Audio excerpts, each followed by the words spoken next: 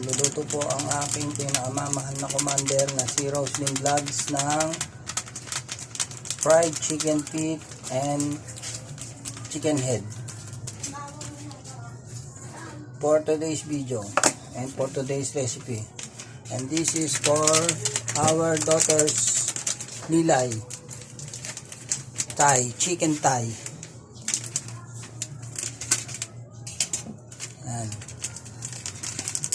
Ang diskarte dyan guys, kailangan nyo munang lagayin ng 15 minutes nga po yun. Hindi lang. Labot na nga eh. Almost 20. Baka 1 hour to. Oo, 1 hour. Para maging malambot na ganyan. Para pag prito niya, haching, mas masarap na siya. Anghang eh. Pero unahin natin prituhin yung para kay Dilay.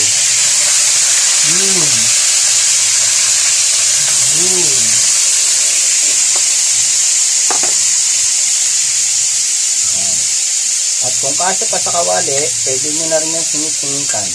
Naanghang siya. Kaya lang, bawal pala to. Checking nyo muna na ang inyong anak ay pwede o hindi pwede sa maanghang. It's your choice kung maanghang ba o hindi.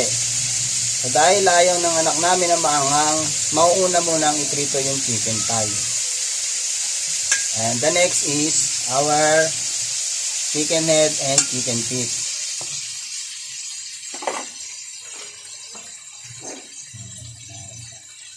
Para mas yummy siya, add more. Kayo na po bahala magtansya. Para pagkagat nyo, kagat lutong talaga.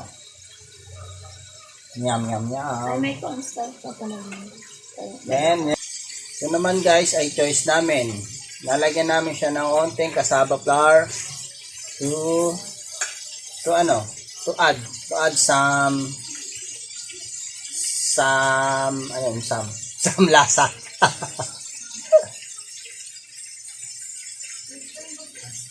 Yan. Yun.